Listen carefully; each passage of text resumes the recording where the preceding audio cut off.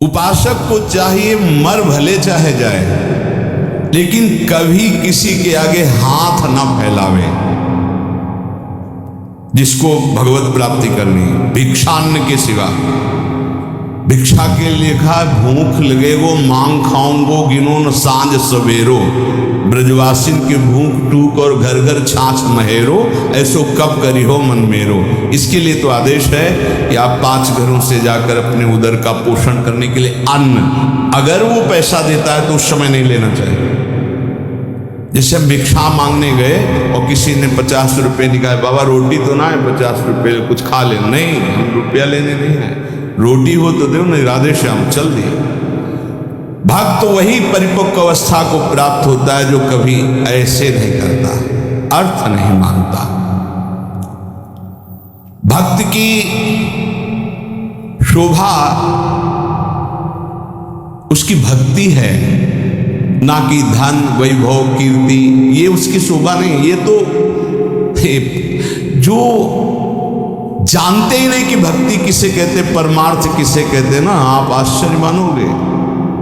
उनके पास खुद पता नहीं कि मेरे पास कितना पैसा है, कितना पैसा है, ऐश्वर्य है, ये भक्ति का परिचय होता है क्या? भक्त की शोभा भगवत प्रियता से है।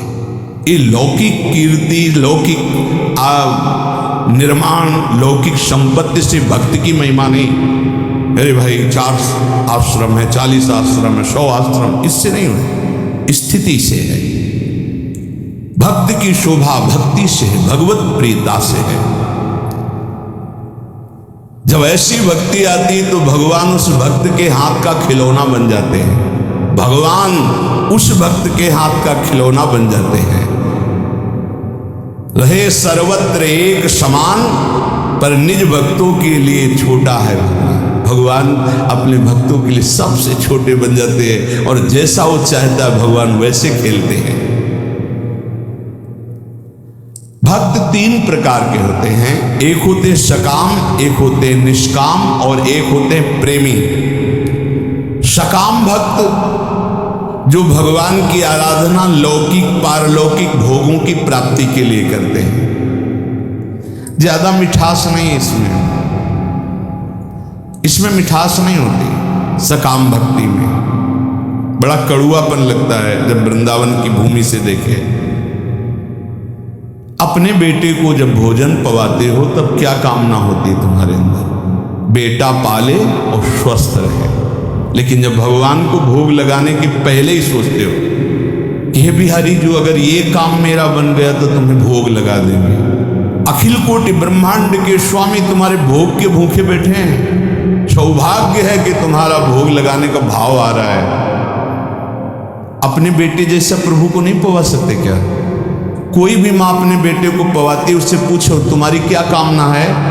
ए पागल हो, मेरा बेटा कामना क्या है? वो अच्छे से दूध पी ले, खा पी ले और खेले, यही वो खाए पिए, उसका घर है, मेरा बेटा है।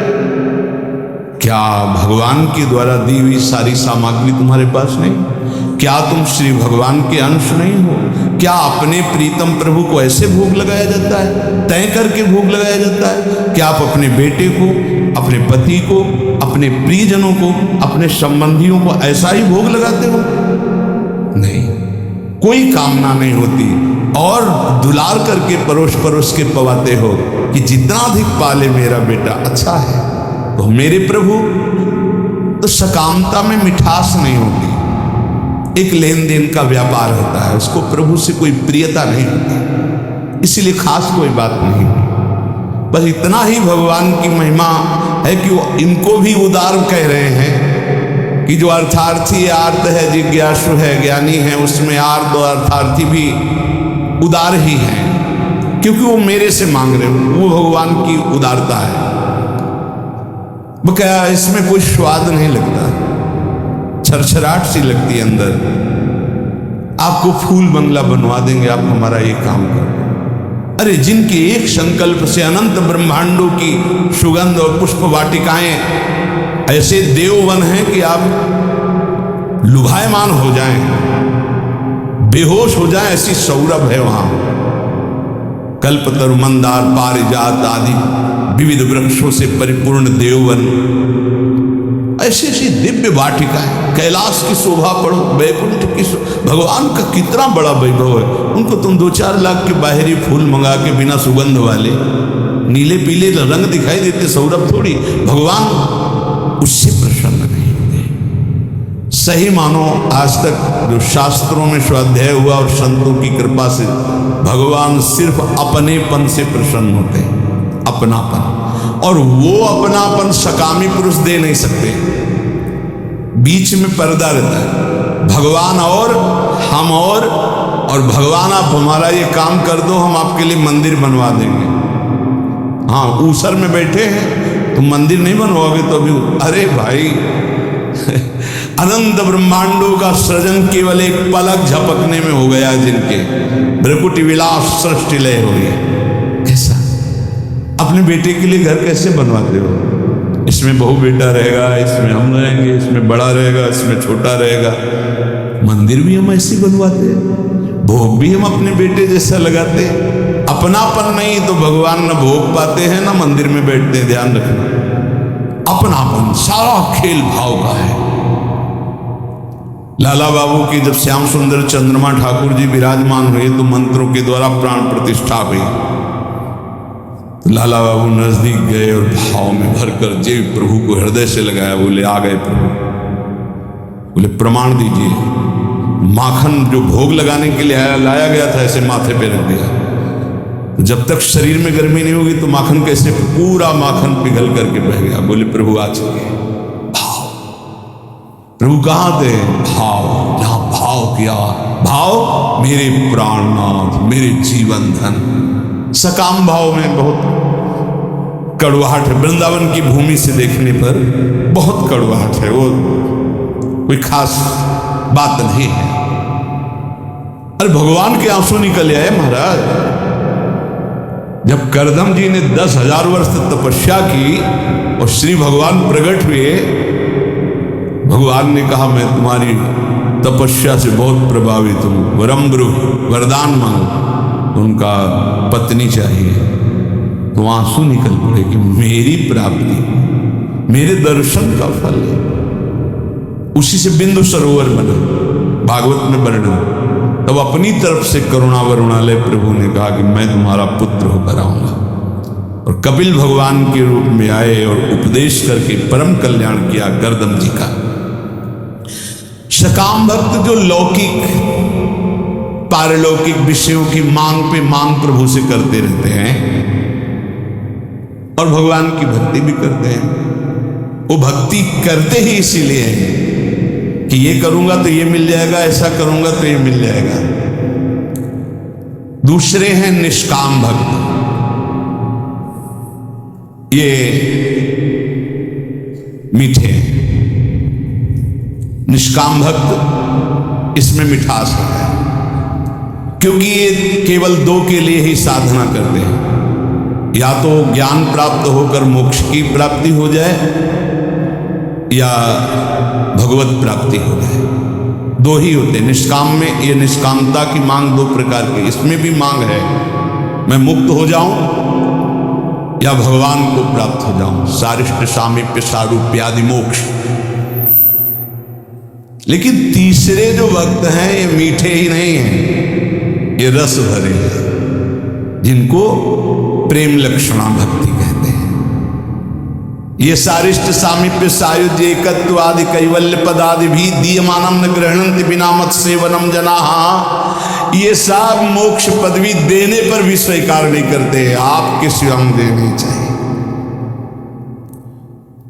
इनका जो स्वरूप है सदा सर्वदा प्रेमोन्मत्त रहते हैं। सकाम भक्त मिठास नहीं, निष्काम भक्त मिठास युक्त, क्योंकि मोक्ष पदवी अखंडानंद, भगवत प्राप्ति परमानंद। लेकिन इनसे भी बढ़कर के जो दीयमानम न गृह्णन्ति बिना मत सेवनम जना, वो प्रेमी भक्त, वो रसोन्मत्त रहते हैं। प्रेमी भक्त वो प्रेम रस सीधाम वृंदावन प्रदान करता है, गुरुदेव प्रदान करते हैं, प्रेमी महाभागवत जन प्रदान करते हैं।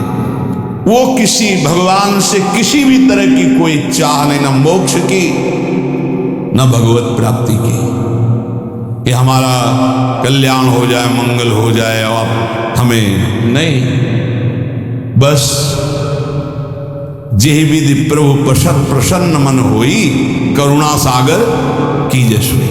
जिस तरह आपका मन प्रसन्न हो, आपको लगे कि दर्शन देना तो आ जाना, आपको न लगे मत आना।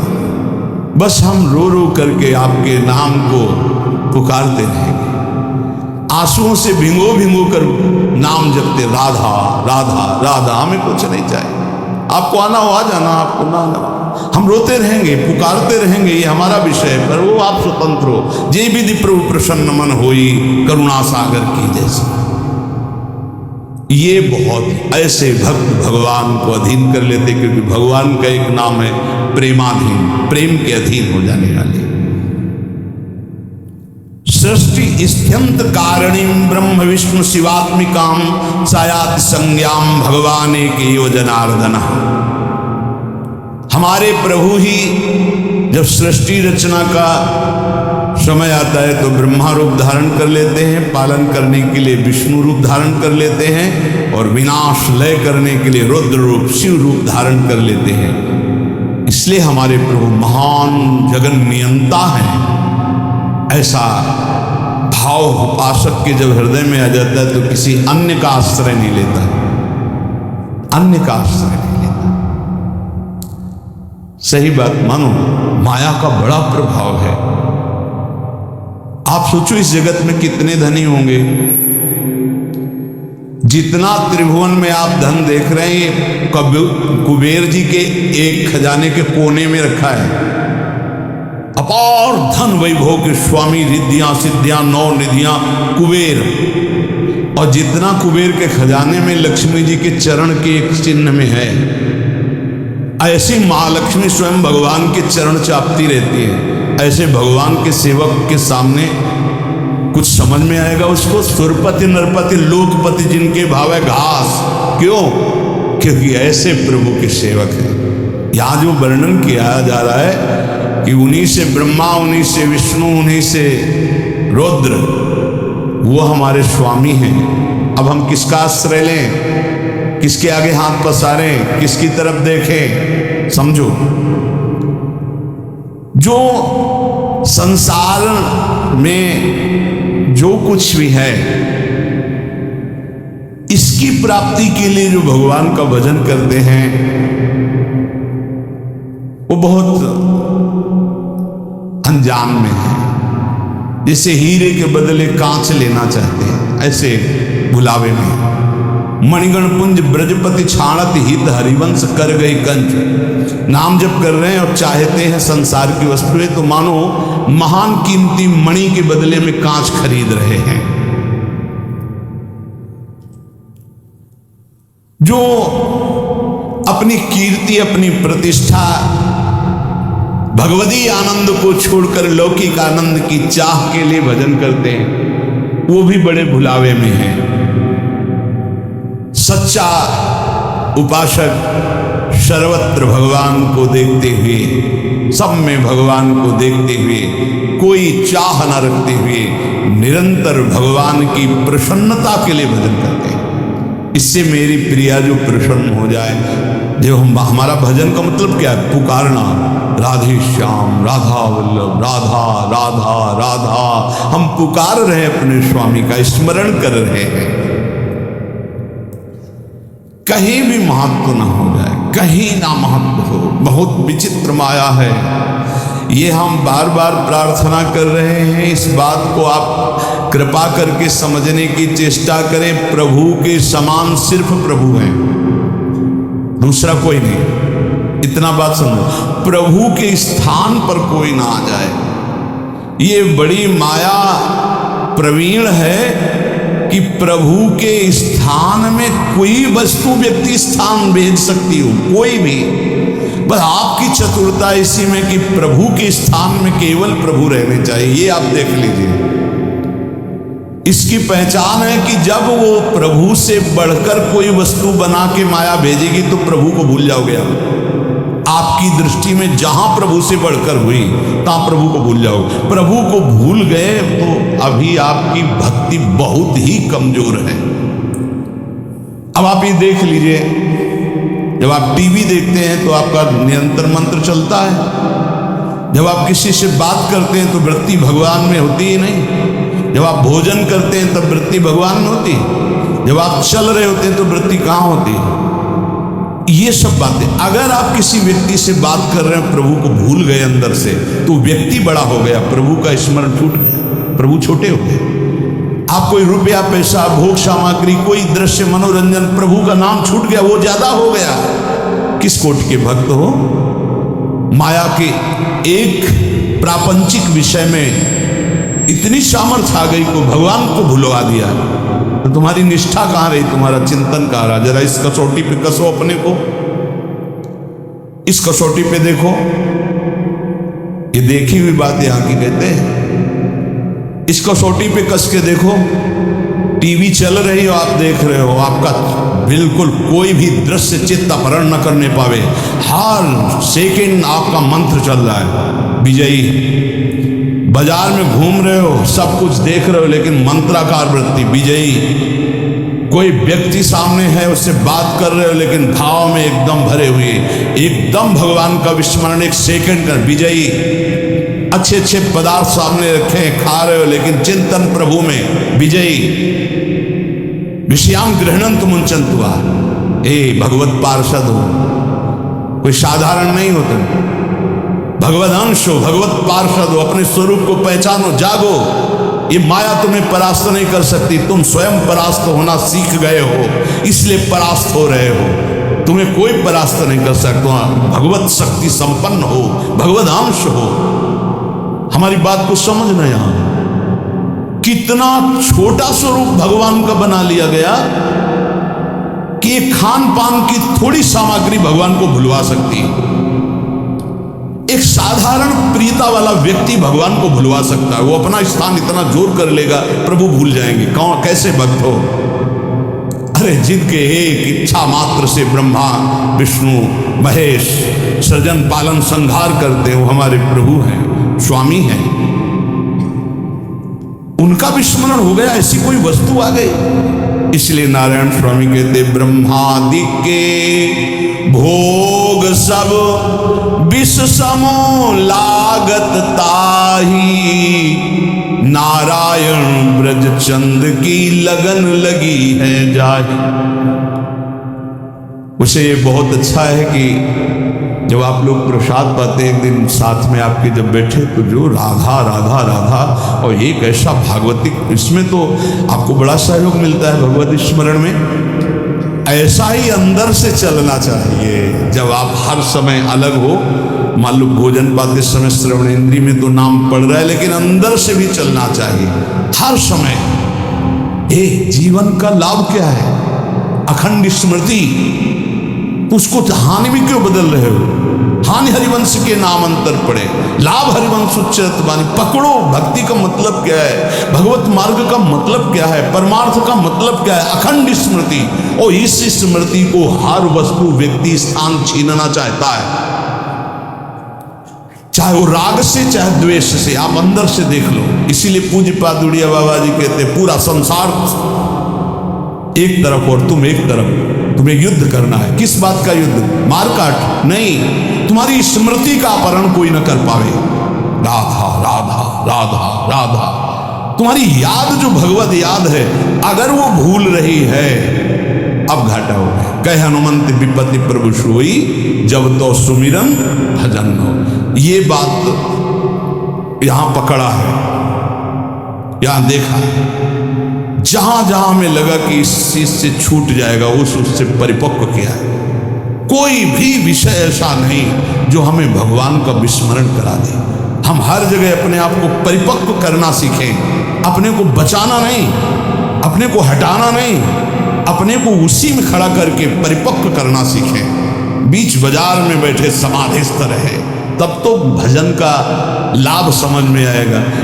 बाण बनाने वाले के पास से पूरी सवारी निकल गई, उसको एक शब्द नहीं सुनाई दिया, और तुम मंत्र और भजन में चित्त लगा रहे हो, तुम्हें चार आदमियों की बात सुनाई दे रही। अरे राजा की सवारी तो नगाड़ा बज रहा है और शोरगुल हो रहा है, जय जयकार हो रहा है, उसको एक शब्द नहीं सुनाई दिया, केवल बाण का नोक बना रहा था, जिसे दत्तात्रेय जी ने 24 गुरुओं में एक गुरु बनाया। और तुम नाम जप कर रहे हो, तुम्हें कोई शोरगुल नाम छुटवा दे, कैसे साधन हो? विचार करके देखो। तो उपासक को अपने उपास्य देव की उपासना जो गुरु प्रदत्त है उसी से संबंधित बातें सुननी चाहिए, अन्यथा कान बंद रखना चाहिए, नहीं तो फिर वो दोष जो वो आ जाता है। अमुक पाठ कर लें, अमुक स्तोत्र कर लें, अमुक रक्षा कवच कर लें, इन पर विश्वास है, 4 कण रज के लेके पूरे शरीर में लगा लिया वृंदावन की, इससे बड़ा कोई रक्षा कवच नहीं है। अरे इसी रज को ऐसे ऐसे करके भगवान की रक्षा कवच में भगवान का नाम उच्चारण किया जा रहा है। भागवत में पढ़ के देख लो, ये वो रज है जो भगवान स्वयं अपने मस्तक पर धारण करते हैं।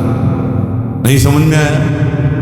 अनुब्रजा में हम नित्यम कुए त्यंग रेणु भी, और कुछ न समझ में आवे तो कह रहे भक्त चरण रज लेने के लिए पीछे पीछे डोलता हूं। तो ये तो महाभागवतों की प्रेममयी आंसुओं से भीगी हुई भूमि है, और स्वयं प्रिया चरण रज जान के लुठत रसिक सिरमौर, इसलिए अपने भजन रस सिद्धांत को समझे।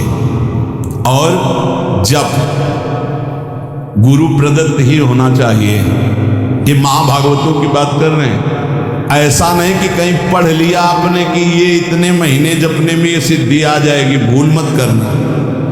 गुरु प्रदत्त नाम और मंत्र के सिवा कहीं भी हमारी रुचि नहीं रह जानी चाहिए कि थोड़ा 5 माला ये कर लेते हैं कि उससे सपोर्ट हो जाएगा और इससे ये हो जाएगा, और फिर अपना गुरु मंत्र जप लेते। ऐसे आते हैं प्रश्न, वो बाहर के होंगे अपने रसना कटो ज्ञान रटो, गुणानुवाद अपने आराध्य देव का, श्रवण फूटो जो अन्न सुनो। ये महाभागवतों की रस की बात है। भक्ति के विघ्न को बर्दाश्त ना करना, ये भक्त का स्वभाव होना चाहिए। हम लोग बहुत ढीले हैं, भक्ति के विघ्न को हम विघ्न ही नहीं मानते। कितनी देर से भजन छूटा है तुम्हारा? कितनी देर से तुम प्रभु से विमुख हो उस वस्तु व्यक्ति स्थान के प्रलोभन में? बड़ा बहुत सावधान, बहुत सावधान। माया की चकाचौंध भुलवा देती है, हरि चकाचौंध भुलवा देती। संसार का आकर्षण इतना बड़ा है, यही तो बड़ा विचित्र। और भूले तो भूले तुम जिन भूलो मालाधारी, स्वामी हरदास के। अरे और तो भूले ही है, तुम क्यों भूलते हो? तुमने तो उनका माला पहन लिया, कंठी पहन ली, उनसे बड़ा कोई है? उनसे बड़ा कोई है? अपने स्वामी से बड़ा कोई नहीं। चर्चा किसकी हम करेंगे? गुणानुवाद किसका करेंगे? अपने प्रभु का। बता रहे हैं विश्व ब्रह्मांड में जितना धन है कुबेर के कोने में, कुबेर के पास जितना खजाना है लक्ष्मी जी के एक चरण चिन्ह के कोने में है। वो लक्ष्मी जी जिनके चरण सहलाती रहती हैं वो हरि हैं, वो हरि जिनके चरणों में महावर रखते हैं हमारी प्रिया जी। इसके आगे बोलो, पूर्णता प्रेम की, क्योंकि प्रिया जी कौन है? पूर्ण प्रेम, सांद्रानंद घन प्रेम मूर्ति किशोरी। अब हम चर्चा किसकी करेंगे? नीचे करेंगे किसी की? अरे सुरपति नरपति लोकपति जिनके भावे घास। समझे में नहीं आ रहा, समझे में नहीं आ रहा। बहुत विचित्र है, बहुत विचित्र, अति विचित्र भगवंत गति। हाथ सामने अनंत ब्रह्मांडों के स्वामी की महिमा और एक तरफ माया की महिमा। स्वामी को धक्का लगा के बाहर, माया को ऐसा प्रभाव माया का बड़ा विचित्र। जिस समय सोने की थाल और कटोरी सब लगा के लक्ष्मी जी बूढ़ी के रूप में ना भगत से प्रसाद पे बोले ये जूठे पात्र हम दोबारा नहीं रखते। अरे मैया तो रुक, अब यहाँ नारायण बैठे थे, बोले जा ये रहते हैं ना साधु बाबा सन्यासी, हम वहां टिकती नहीं ज्यादा नहीं, तो इसलिए बोले स्वामी जी झोला उठाओ आप अपना चलो। बोले नहीं बेटा हमारी तो इच्छा थी आज रात्रि ना माता जी रहेंगी। पिताजी को भगा दिया। जो पिताजी गए माता जी अंतर दयाल हो गई, क्योंकि नारायण की भी लौट निकले सकती। ये खेल है, समझ लो। अच्छे अच्छे नारायण को छोड़ दे, ऐसा है माया का प्रभाव। भक्त भक्ति के विघ्न को बर्दाश्त ना करे, चाहे कोई वस्तु हो, व्यक्ति हो, स्थान, कुछ भी हो। जो मेरे प्रभु का विस्मरण करा रहा, बर्दाश्त नहीं होना चाहिए। लेकिन आप खूब बर्दाश्त कर लेते, चैन से बर्दाश्त कर लेते। नहीं, देख लो अपने लोग कितने प्रमादी हैं कि इस बात से हमें दुख नहीं होता। तद स्मरण परम व्याकुलते, आराध्य देव का विस्मरण हो रहा है, मुझे चैन है। बहुत विचित्र बात है। सत्संग छूट गया, तुम्हें बेचैनी नहीं हुई? तुम्हारी दिनचर्या टूट गई, तुम्हें बेचैनी नहीं हुई? तुम्हारा नाम छूट गया, तुम्हें बेचैनी नहीं हुई? नहीं, किसी भी स्थिति में विचार करो। पूज्य राधा बाबा के चरित्र में जरा अंदर गांठों से गठिया बात इतना बढ़ा हुआ था कि बाबा एक कदम नहीं चल सकते थे। और गंगा जी की रेती में सत्संग हो रहा था, तो पूज्य बाबा को कौन सा ज्ञान नहीं आप में होता। वो प्रार्थना कर रहे थे जो उनकी सेवा में थे कि मुझे वहां तक पहुंचा दो। बोले अब थक गया हूं, मेरी सामर्थ्य नहीं। बोले पहुंचा दीजिए। बोले चले जाओ ना। बड़ी चूक हो जाती है, जानते हो। जब हम चरित्र पढ़ते हैं महापुरुषों के, तब लगता वो महापुरुष है। जब सेवा में होते ना पास, तो नहीं लगता। देखो कैसे उत्तर दे रहे हैं बाबा को, या इतना ही प्रिय तो आप चले जाओ, हम तो थक गए हैं। प्रसंग है, पढ़ के देख लेना कि बाबा ने एक बांस उठाया और कहा, क्या तुम जानते हो श्री कृष्ण में वहां तक नहीं पहुंचाएंगे? पहुंचाएंगे। कढ़िलते हुए बांस के सहारे से इतनी दूर तक पहुंचे जहां से सत्संग सुनाई दे रहा। क्या सत्संग में बाबा को जानना है? सर्वज्ञ महापुरुष हैं, पर है कोई सत्संग की महिमा? क्या हमारे अंदर चुभता है कि आज का सत्संग छूट गया? क्या चुभता है आज का वाणी पाठ छूट गया? अरे जिस सभा में हम बैठकर वाणी गायन हो रहा है, उसमें बैठे प्रियाजू का यश हो रहा है, साधु मंडली में बैठे, इससे बड़ा सौभाग्य क्या हम जलते हैं कि आज हमारा इतनी देर से भजन छूट गया? क्या हम कभी रोए कि हमारी सेवा छूट गई? प्राणांतक कष्ट हो तो भी सेवा नहीं छूटनी चाहिए। प्राणांतक कष्ट हो, अगर हम शकील पाते हैं तो शकील शकील करके वो सेवा कर देंगे। हमारे गुरुदेव की, इष्ट देव की सेवा, ये केवल प्रवचन ही नहीं, गुरु प्रताप से कह रहा हूं। भक्त को भक्ति के विघ्नों को बर्दाश्त नहीं करना चाहिए। बता देना कि हम आज उठने लायक भी नहीं, पर ये सेवा पहुंचा, इस सेवा पहुंच जानी चाहिए। मेरी सेवा नहीं टूटनी चाहिए। ना सेवा में प्रीति होगी, ना नाम छूटने में तुम्हें जलन होगी, ना तुम्हारी पाठ में प्रीति होगी, ना तुम्हारे इष्ट देव के अपनेपन में स्थिति होगी। तो होगा क्या? भक्ति के विघ्न को आप क्यों बर्दाश्त कर लेते हैं? ये बात देखो। हमें लगता है जितना इष्ट और गुरु का दुलार मिलता है तो हम उसको पहचान नहीं पाते। हमें लगता है संसारिक तौर तरीके से लगता है, हमें नहीं लगता कि हम पर अपार कृपा है। पांचवा, भक्ति के फल को गुप्त रखना। ये पांचों आज ये बहुत बड़ी महान बातें हुई। अपने स्वरूप का बोध, अपने इष्ट के स्वरूप का बोध, जो गुरु प्रदत्त साधन, उस पर निष्ठा, जप और गुणानुवाद अपने आराध्य देव का ही, भक्ति के विघ्नों को बर्दाश्त न करना, और ये भक्ति के फल को गुप्त रखना। जो हमारे इष्ट और गुरुदेव की कृपा से आध्यात्मिक उन्नति हो रही, उसे कभी ना बोले, ध्यान रखना नहीं, वहीं रुक जाएगी, बंद हो जाएगी। पकड़ो इस बात को, अपनी स्थिति कभी नहीं व्यक्त करनी चाहिए। इसमें पांचवा, भक्ति के फल को गुप्त रखना चाहिए। आपको स्वप्न में अच्छे स्वप्न आ रहे हैं, दिन में कोई अनुभूतियां हो रही, गुरु कृपा प्राप्त हो रही है, आपको प्रियता मिल रही है, भागवतिक आंतरिक उन्नति हो रही, बिल्कुल गुप्त, कुछ नहीं बोलना। बोले नहीं, गुरु से तो बोल दे। क्यों? गुरु अल्पज्ञ है क्या? तुम बाजार से लाए हो स्थिति, गुरु ने दी है, उनको बताने की जरूरत क्या है? उनको बताने का मतलब अपने अहम को पुष्ट करना नहीं, फिर स्थिति नहीं रहेगी। ना गुरुदेव से कहनी है ना किसी से। गुरुदेव से क्यों नहीं? उन्होंने ही दिया भाई, उनसे क्या कहना है? उन्हीं की तो प्रदत्त वस्तु, गुप्त शांत, एक दृष्टि में सब कुछ पता चल जाता है गुरुदेव को कि आप कहाँ हो, आपकी स्थिति क्या है, आपको बताने की जरूरत नहीं। ये पांचवी बात बहुत समझी जाए, अपने भक्ति के फल को कभी प्रकाशित न। अब आपकी कृपा से निरंतर मंत्र चल रहा है, बंद हो जाएगा, कहीं भी बोल दे बंद हो जाएगा, देख ले। बहुत इससे हमें लगता है आपका अब निरंतर भजन होता है, कहाँ आपकी कृपा से जो कुछ हो जाता है, अब आप देख लो जैसा निरंतर, तो कहाँ देख लो, तो झूठ भी नहीं होगा, क्योंकि कभी तो हम गाढ़ निद्रा में सोते होंगे, तो मुझे तो पता नहीं उस समय चलता है कि नहीं चलता, अब आप जानो।